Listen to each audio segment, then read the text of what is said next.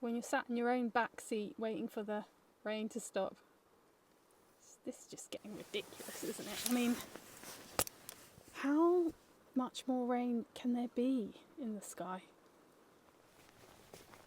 I'm glad I waited. It's now lovely and sunny. Oh, I can taste the sea. It smells lovely here. I can hear the sea today. Can you hear it? That's the sea. Thundering down there. Soon I'll be able to see the waves. I'll tell you if surf's up. Where am I headed? What am I actually doing? Do you know what? I think I might just stay here today. I just feel like this little medieval field could be really good. I've just got a feeling. Let's do it. I like the sound of the waves. So, this field has been very interesting. It was where I originally found my very first hammered coin. Beautiful silver half-groat. And in remarkably good condition, given that it was made in 1420 or thereabouts. Came out of the ground perfect, almost perfect. I've also found a medieval pot leg here, a particularly large one, and I was excited to find that because to me that was signs that people had been travelling here, staying the night here and cooking. Got my daughter's trousers on, she's 14, so if they split then you'll know why. I was thinking the other day about the kind of meditative quality of this hobby, the kind of rhythm of it, the rhythm of your footstep, the rhythm of the swing, and then the kind of rhythm of the tasks that you do when you find something. Sort of drop to the knees, put the equipment down, take out the pinpointer, listen, dig. It's kind of mindful. When people say mindfulness, I think what they mean is when you lose yourself in something that requires no effort to perform the task. You know it so well, it just becomes like second nature to you. Your hands and your brain and your eyes working together. You sort of don't have to think about it, but equally you're not thinking about anything else.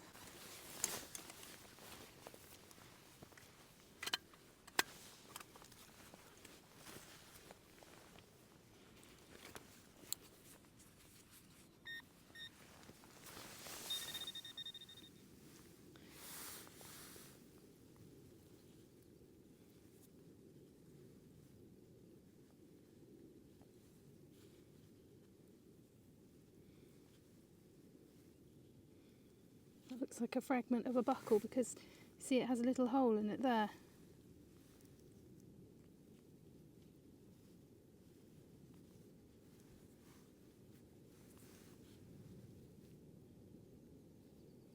I think that might be the first medieval bit we found today. Once again with the sound of the skylark above me, just found a really nice chunky bit of bronze. It's kind of semicircular, it looks like it's been broken. Just a reminder that I'm using rainwater in my sprayer. No different to the rainwater that's fallen on this artefact for the last however many hundreds or possibly thousands of years. Don't know if you can see that, but it's very, very nice and green.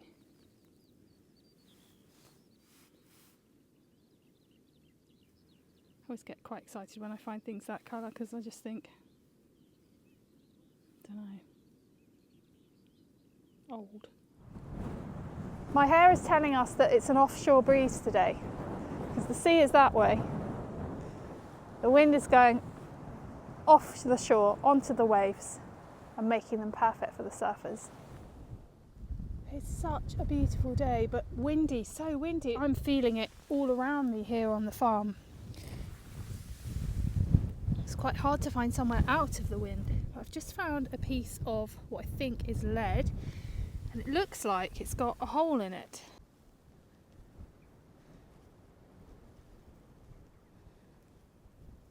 Which is quite unusual. I'm not sure whether that's a weight of some kind.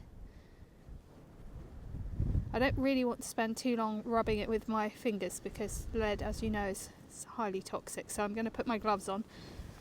What we need is a little stick. I must bring a cocktail stick with me next time. Anyway, I'm not going to be able to poke through that hole, but you can see that it's there. I wonder if it's a weight. And if so, this just adds more weight to my theory that this place that I'm working in today, and I'm finding a lot of medieval objects, is a kind of ancient passageway for merchants working their way down to the port. But I mean, I'm going to have to look that up, but I think that would be quite likely be a weight. Right. Oh.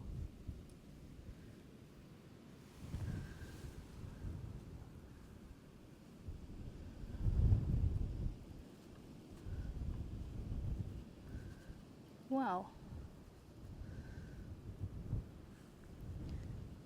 It's got a hole at that end. Is this a piece of is this a furniture fitting, like a handle? What a lovely colour.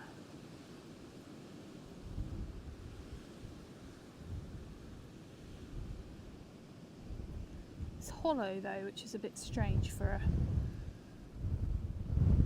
a furniture fitting. I'll give it a clean.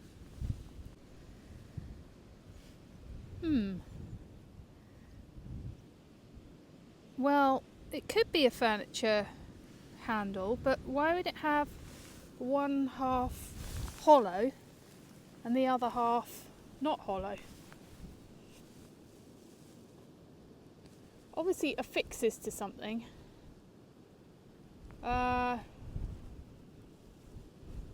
Very strange thing. Anyway, it's a lovely colour, so I'm going to keep it and I'm going to clean it up properly at home. It's cold, and I know it's cold because I've left my headphones on even though they conked out of battery about half an hour ago. It's actually not too bad down here on the floor, but as soon as I stand up it's really, really bitter. Clearly I'm an absolute nutter, because who goes out every day for their daily walk and does this in the cold?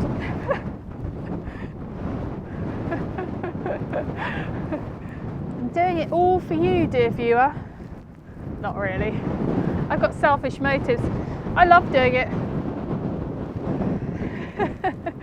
To all you other detectorists out there, do you find that you have the best brainwaves when you're detecting?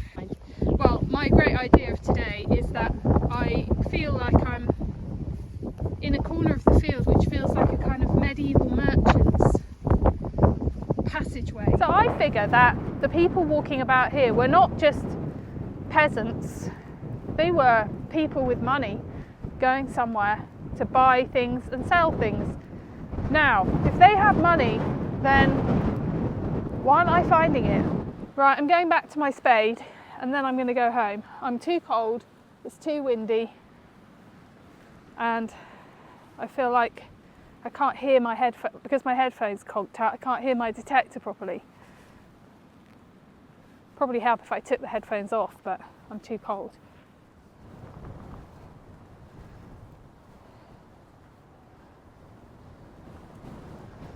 I'm probably stood in the worst possible field today because of this wind.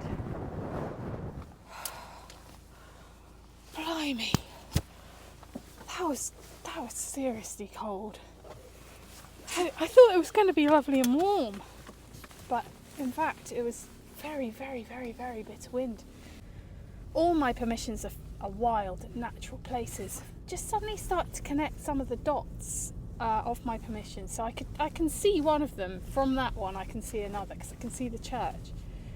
And I realised that actually those people, those medieval merchants that would have been travelling to the port, will probably have stopped at that church on the way here. You've got people travelling, probably alone, on foot or on horseback, with money down to the port to trade, or with goods.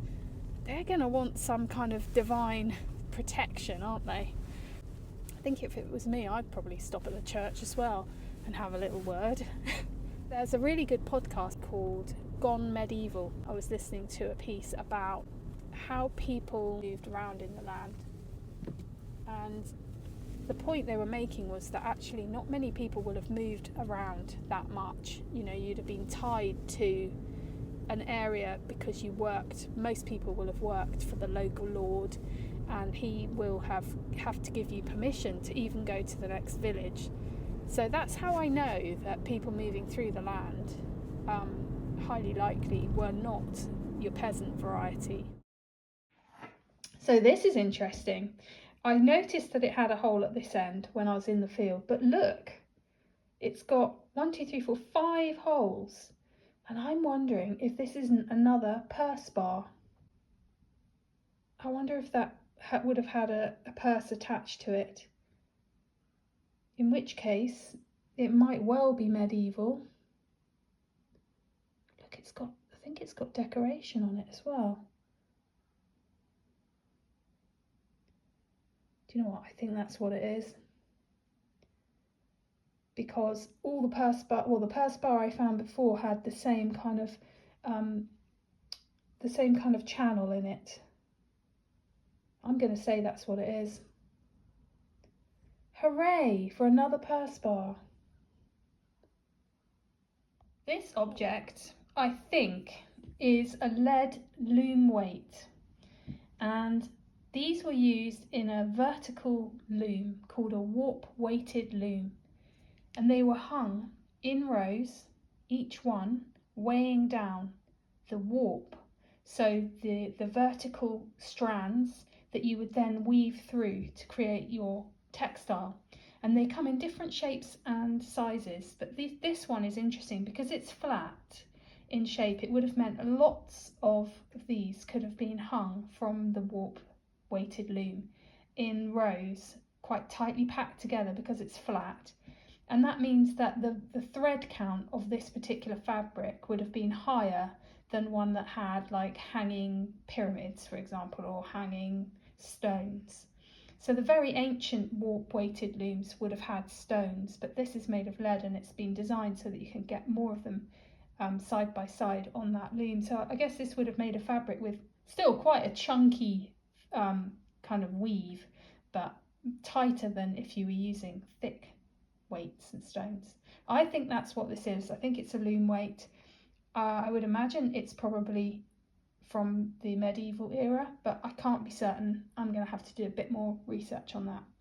So some pretty cool finds actually. I think probably 2 medieval finds today on our medieval merchants' path down to the port.